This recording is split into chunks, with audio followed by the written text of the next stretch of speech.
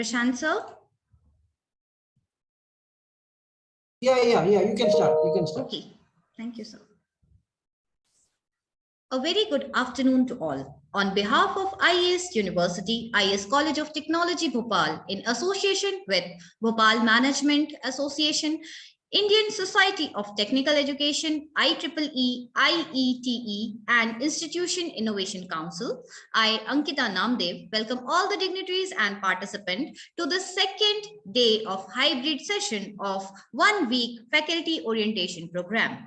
I extend my heartiest welcome to Dr. Prashant R. Nair, Sir, Vice Chairman, IQAC, Vidyapeeth, Coimbatore. Before we commence with today's program, I would like to present a brief description of IES. Infotech Education Society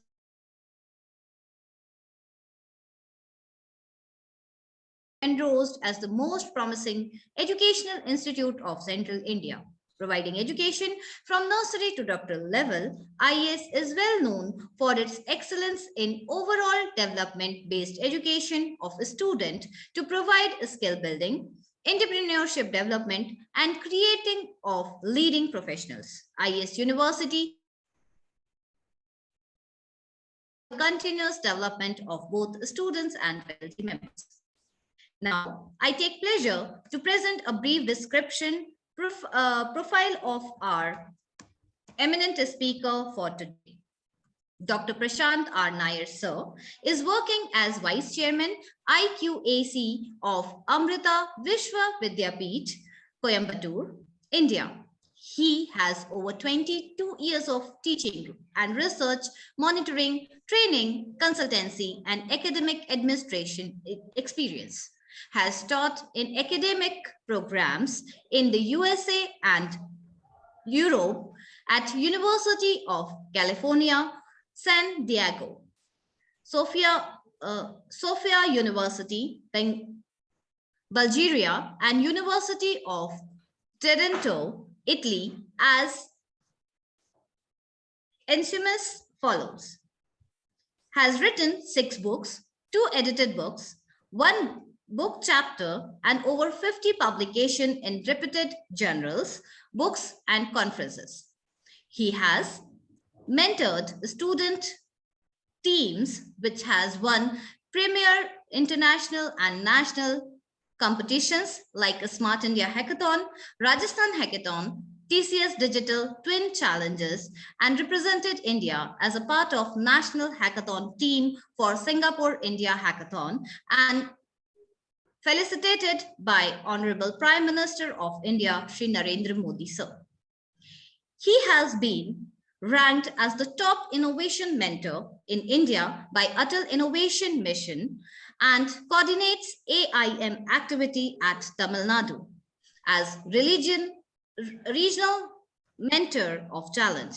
He has been serving as chairperson / vice chairman coordinator of Amrita Deemed University Internal Quality Assurance Cell since 2009. He has coordinated 3 cycles of NAC accreditation, NBA accreditation, NIRF ranking, and also served as UGC nodal officers for university. A very sought after speaker by conservative estimates has addressed more than 150,000 students and trained more than 15,000 faculties on technology, innovation, professional bodies, and quality aspects of higher educations. So it's our privilege that you are with us among us today. And I would now request you to please take the session. So over to you. Yeah, thank you, Ankita ma'am. Respected Dean, Dr. Reenu Yadav ma'am, other faculty colleagues, newly inducted faculty of Premier IES University. Very good afternoon to all of you. So I'm very happy to be part of this new orientation program for the newly inducted faculty. And thought I will just stress upon the importance of compliance issues, rankings, accreditation, which are needed for any university, and how the faculty have to become a very important stakeholder in these aspects. Many of the faculty, I mean, I've been doing this for more than 14 years, and I've seen multiple levels of faculty complaining about the so much of paperwork and so much of disruption in the regular academic activities, research activities, extension activities. But see, we have to understand one thing, that I always use this quote before I go into my slide. Love it or hate it, you cannot ignore rankings or accreditation. I'll again repeat, you love it or hate it, it doesn't matter. You cannot ignore rankings and accreditation. Today, rankings and accreditation are part of life. The law of the land has mandated that any institution, whether it's a university, a college, a department, or has to face multiple statutory bodies, multiple regulatory bodies, and so on. So I understand IES is a private university in the state of Madhya Pradesh. So at one level, University Grants Commission, UGC, has a overarching kind of a regulation on the IES university. Likewise, IES is a state university under government of Madhya Pradesh. Obviously, the state education department has a stake here. Now, if you are running engineering programs, obviously you have to tailor to the needs and the dictates of the AICTE, All India Council for Technical Education.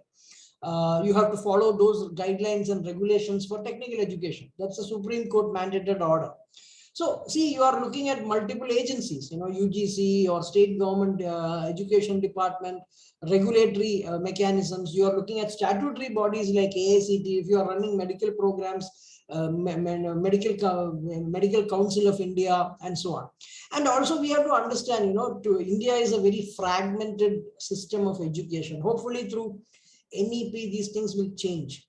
So but at the end of the day, we have multiple levels of compliance, multiple levels of monitoring by different government agencies, both states and center. And also it's very competitive. We have close to 1,000 universities, 50,000 colleges. You can imagine, 1,000 universities, and you can imagine the kind of competition. Unfortunately, it's become a rat race, but we cannot do anything. Only the best will be able to survive. We talk of Darwin theory, survival of the fittest. Only the fittest will be able to survive. The others who do not match up to the expectation will simply vanish. So we have to understand, as a newly inducted faculty in the IES university, you have to first understand that there are multiple statutory and regulatory agencies, affiliation agencies, compliance agencies, ranking agencies. All these are, you cannot wish them away. See, somebody may say, oh, I don't want to care about these things. I will do my research. I will do my teaching. It's not possible to live in such a situation. You have to give credence to all the statutory bodies, the regulatory agencies, the accreditation agencies, and the ranking agencies. I'm not meaning to kind of put a fear onto you, but it is a fact. We have to live with them. Perhaps due to NEP, these things may change. That's a different thing, but it will take its own time. Let me just share my slides. Because I am going to talk to you about the internal quality assurance cell, which is the nodal agency, a coordinating agency, a coordinating and agency that takes care of all these activities in any university. The internal quality assurance cell. I'm sure some of you have work experience, some of you probably know, but I just want to stress upon the importance of this internal quality assurance cell, which is a nodal agency in any university, any college, for all activities related to compliance, all activities related to accreditation, all activities related to rankings, and of course, all activities related to improvement of the quality. See, all of us want to improve. Why should we be in a position where we are not going up? It is in the very nature of human beings. You aspire for things. Obviously, you have to aspire for heights, whether it is in your career, whether it is in your family life, whether it is in whatever you do. And it is very important for any institution to have a very important nodal agency like the IQAC or the Internal Quality Assurance Cell that takes care of these activities, takes care of activities to take you to the next bracket, to the next trajectory, to the next level. Now, about my experience, yeah.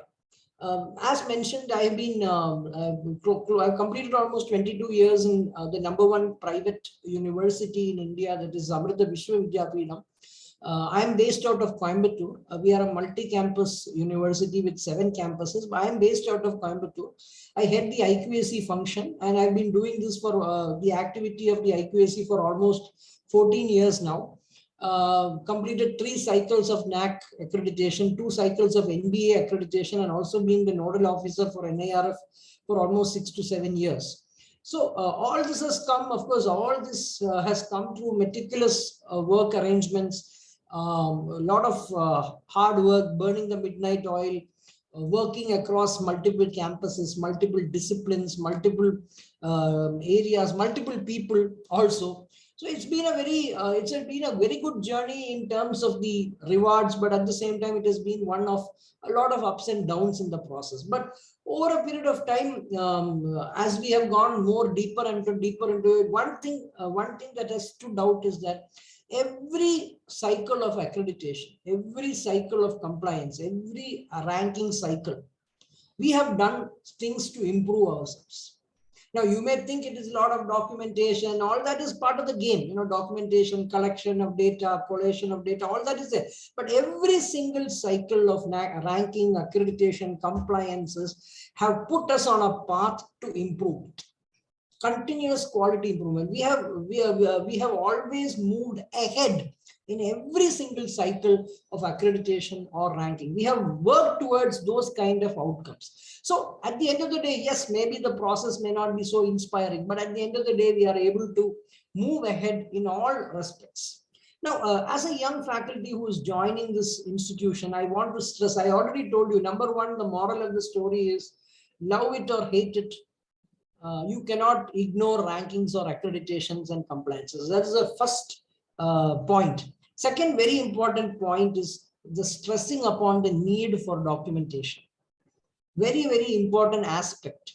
Have a culture of keeping documents, maintaining data, maintaining documents, not only as a faculty level, but as a department level, as a college level, as a university level. This culture has to percolate, rather permeate into the consciousness of each and every faculty, each and every department, each and every head, each and every person. I have given hundreds of talks, but every talk related to quality and accreditation, I start with this. In God we trust, but for everything else, we need data. Now, this part, the first part is not mine. It's come from a statistician's quote, that in God we trust, but for everything else, we need data. My part is the second part.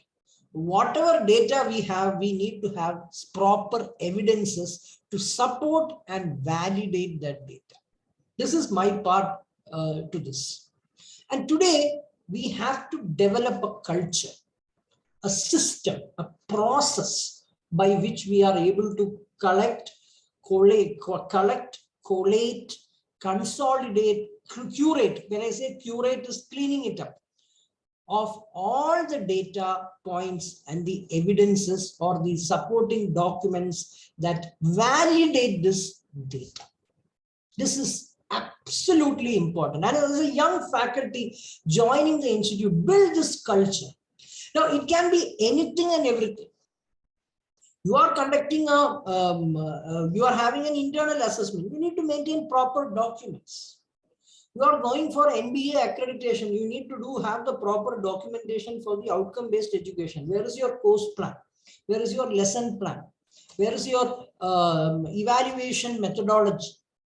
Where are your question papers and assessment instruments? It could be your periodical exams. It could be quizzes and continuous assessment. It could be end semester exams. You need to have proper data. Only then you will be able to get an attainment of the course outcomes and the that getting the course outcome, and that funnels to the program outcomes. All these require data, hard data and evidences. And when you have this data, you have an NBA committee coming, they will ask you, where is your attainment? Oh, this is your attainment. Where is the assessment instrument? Oh, this is my assessment. This is a quiz. What did this student get? How is it mapped? So you have to have a system. So this is not restricted to only academics or outcome-based education. You are doing research. You are applying for a patent. You are applying for a project. It is so difficult to get projects. All of us know that. But you have made an attempt. You are applying for a patent. Have proper document. You have got an award. You have got a certificate. You have got an award. Some people say, oh, sir, I didn't get any certificate. Yes, no problem. You have got an award, a memento. Take a photo of that. That is also an evidence. So anything and everything, keeping proper evidences is absolutely important. Keeping proper data. It is academics, research, innovation, extension, outreach, student life, sports. It doesn't matter. Anything and everything. That is the moral of the story. Number one, accreditation, whether you like it or not, you cannot ignore accreditation ranking. Number two, document.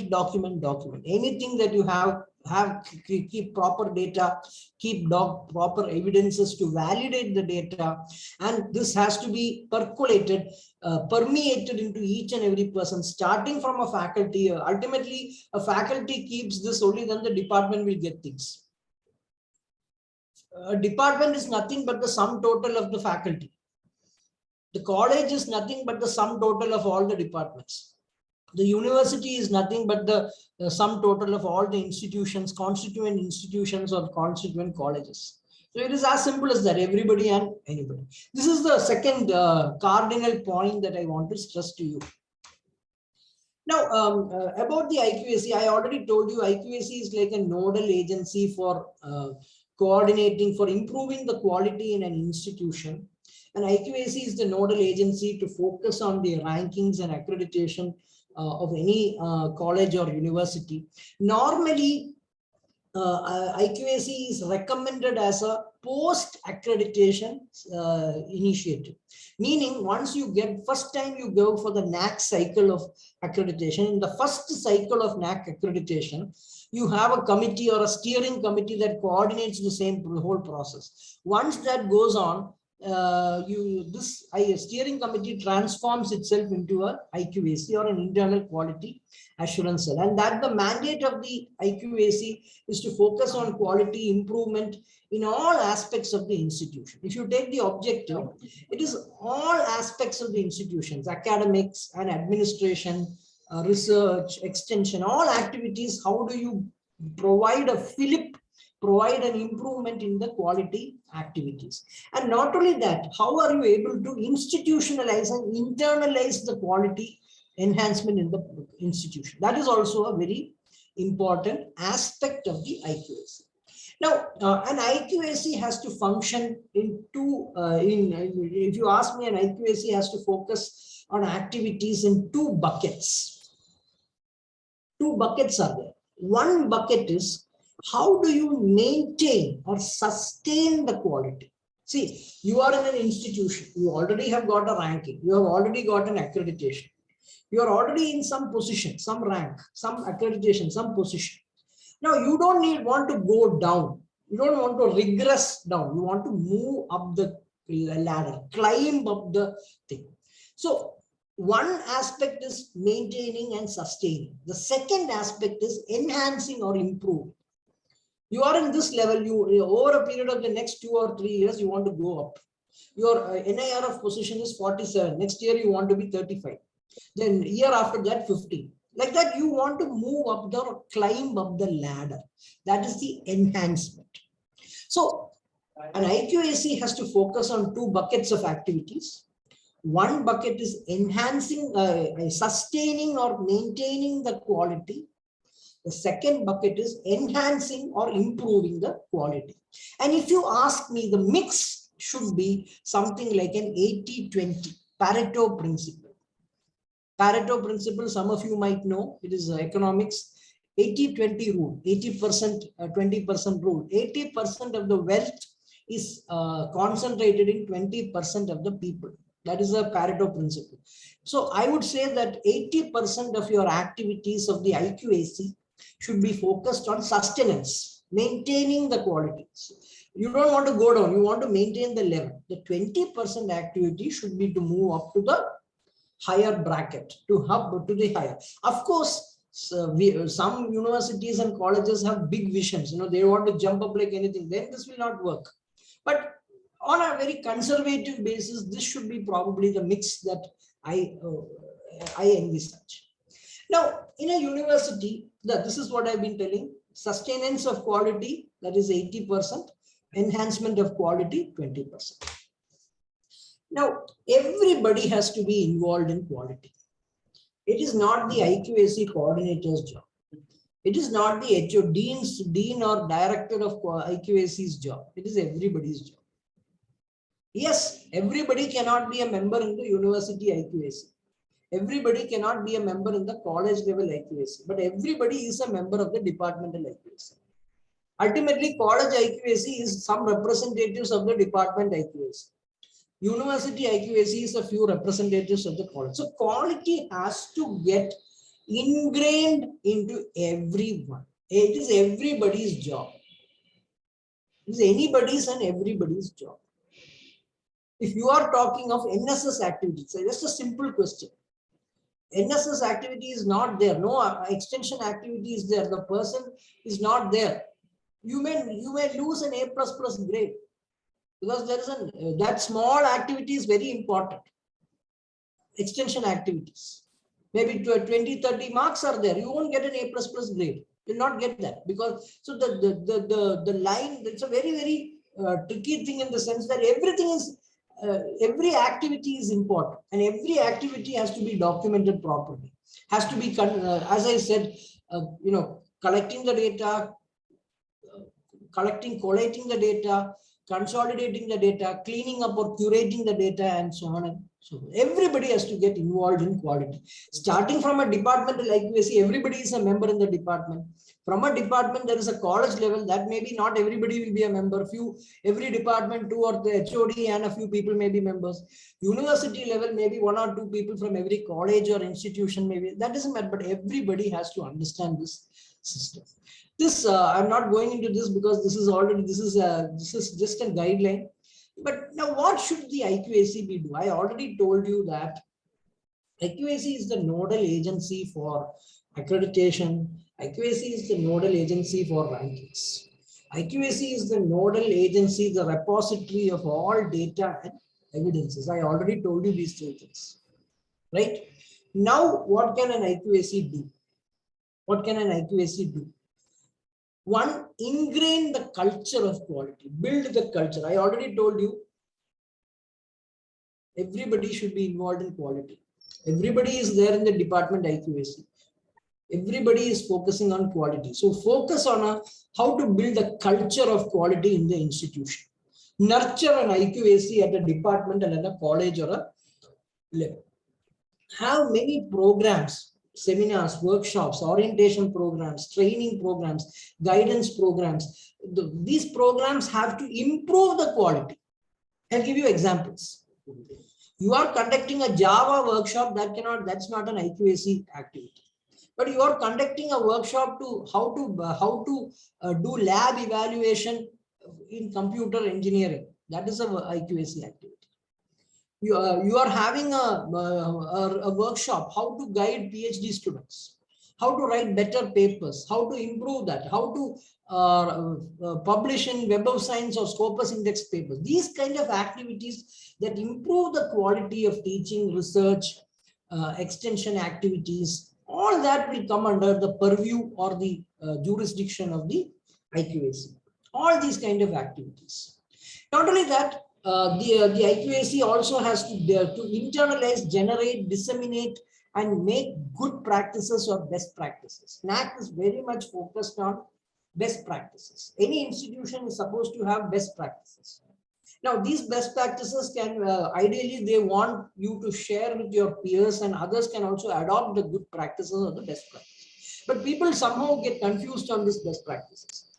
A best practice is something that has been in vogue for a significant amount of time, meaning that it has been running for quite a long time and there are tangible and measurable outcomes out of it. That is the best practice. An example, maybe more than a decade back, I remember one principal, he got very angry with me. I had a big argument with him. He told me more than a decade back, I think, I meet my HODs every week. That is my best practice. I told him on the face, that's not a best practice. You are required as a principal to meet your HODs every week. Otherwise, you can't move forward. So, see, that's the idea of a best practice. I conducted I added a soft skill credit course into my curriculum because placements are very important, soft skills are very important. I added a 2 credit soft skill course for all my students in the second year and third year. 1 credit in second year, third year. That is definitely it's a best practice. But what happened after 2 or 3 batches? Now in the last 3 years, my placement has shown significant improvement. This many companies have visited. The salary has gone up. This many international companies have come. You have to be able to justify the best practice in terms of tangible and measurable outcomes. That is the objective of the first part. Second part is the feedback system. And IQAC has to engage in continuous feedback, not only feedback on curriculum, but feedback on all other aspects. Student life, all the aspects, the IQAC has to be the custodian. So building a quality culture by setting up an IQAC at the college or the university and the department level, conducting a lot of workshops, seminars, trainings, orientation programs, generating and disseminating and practicing best practices which have clear and measurable outcomes, having feedback from the stakeholders. These are the first part of the quality, first focus area. You remember, if you recall, I told you, this is not going. I told you 80% sustenance, 20% enhancement. Activities in both quality culture will fall under both the buckets. Some of the activities to develop a quality culture will fall in the bucket of sustaining the quality. Some of them will fall in the bucket of enhancing the quality. Second one is quality measurement and monitoring. I already told you, having a system, a process for documentation. Very, very important. How do you collect the data? How do you collect the evidences, the supporting documents? How do you have a system to collect it, collate it, consolidate it, curate it? Curate means clean it up and be the disseminate it not only to the internal stakeholders within the university or the college, but also to the outside world or the outside world. So having the system of collecting, collating, consolidating, curating data and evidences is a very important aspect of the IQAC. And that also adds into measurement and monitoring, benchmark. Where do you want to be? What is the gap? You want to be here, but you're here. What is the gap? What is the gap between the expected performance and the actual performance? And how do you plug that gap? And not only that, disseminating it to the stakeholders, to the management. So funded projects have come down in the last 3 years. We need to take urgent steps. Otherwise, we will get a hit in both NIRF and NAC. That is what the IQAC has to report. So the data, the custodian of data, the custodian of documents, the custodian of all these kind of things, and using that you get into rubrics, benchmarks, metrics, where you are able to find the gaps. And dissemination of these to the internal stakeholders inside the organization, and obviously submission and review by all the statutory body, regulatory body, accreditation body, ranking bodies. This is the role of the IQAC in a nutshell. So as I mentioned, these 3 focus areas, some activities will be in both buckets.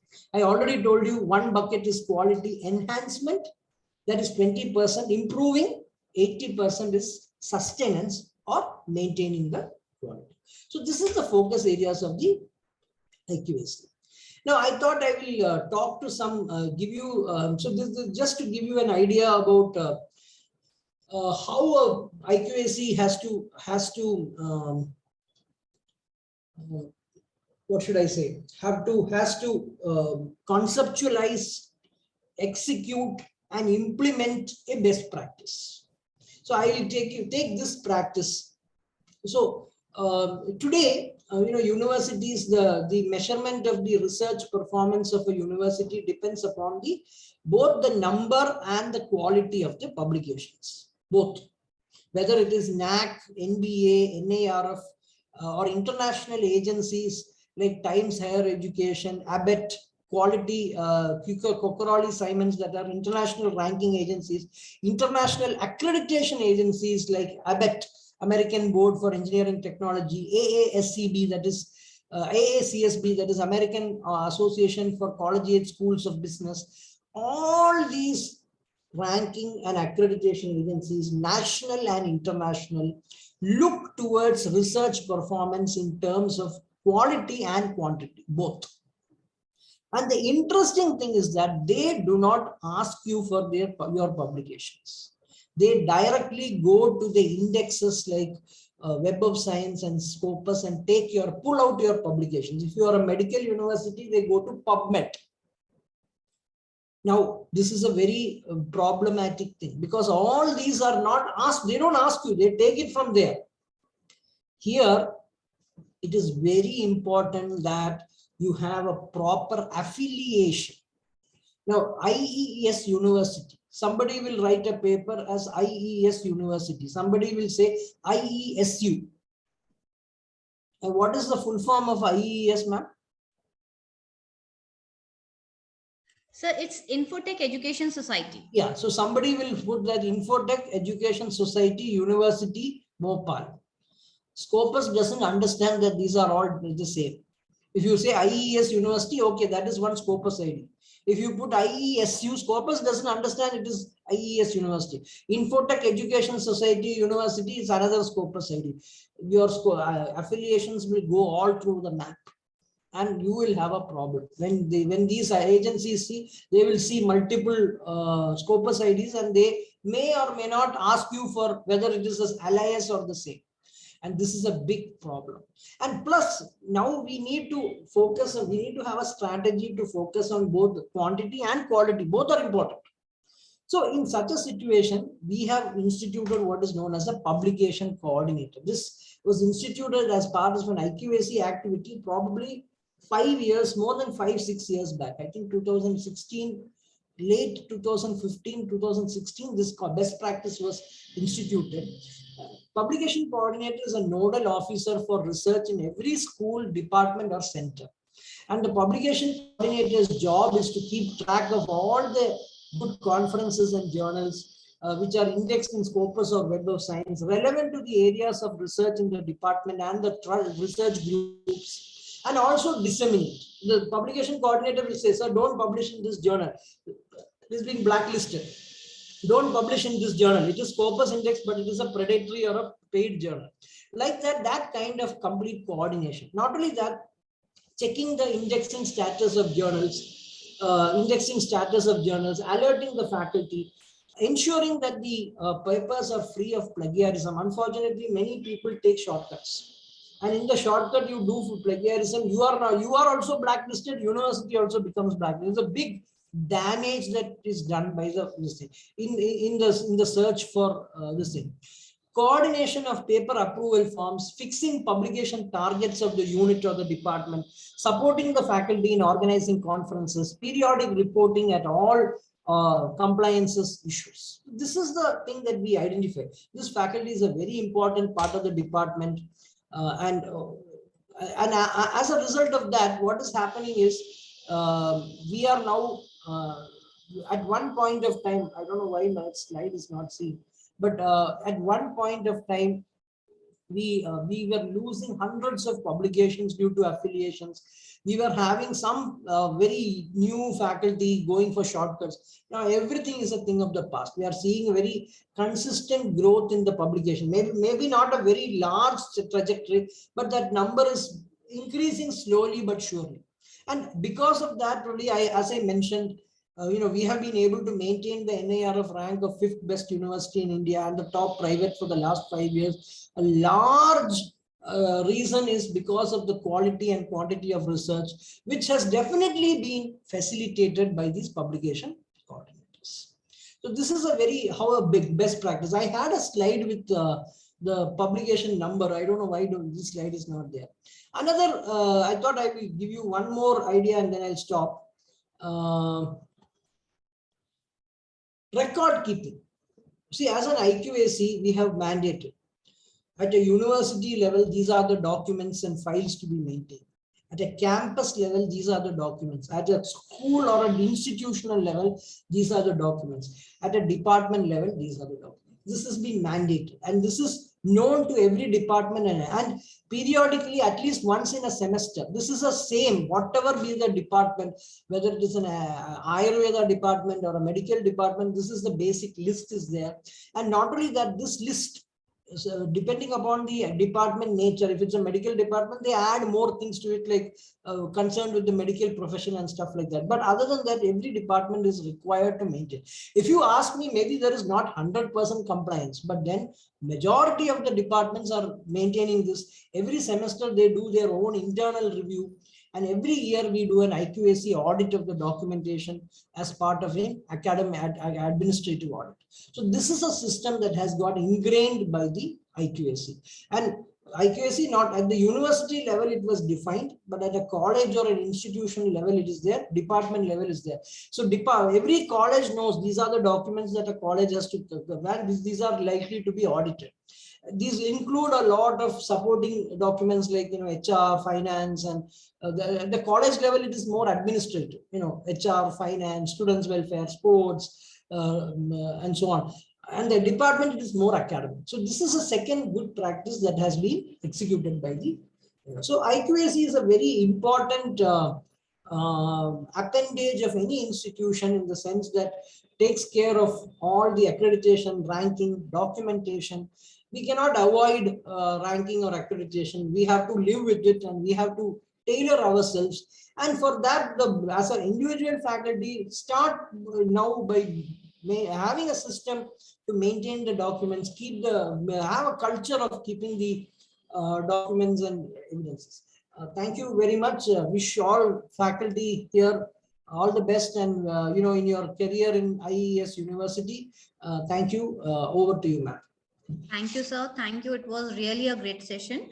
Now, to conclude the session, I would present the vote of thanks. So on behalf of IS University Bhopal, I would like to give my heartiest vote of thanks to our guest speaker of today's webinar, Dr. Prashant R. Nair, sir, Vice Chairman IQAC of Amrita Vishwavidyapeth, Coimbatore, for his wonderful and informative, insightful session. I would also like to express my deep gratitude to Honorable Chancellor, IES University, Engineer B.S. Yadav, sir, for his never-ending encouragement and guidance to organize such sessions. Thank you, IES management team, who have made this webinar a resounding success through their perfect teamwork and cooperation. Last but not least, thank you all of those who had attended our live session and made the session a huge success. Thank you, sir. Thank you so much. Thank you very much. Thank you, sir. Thank you.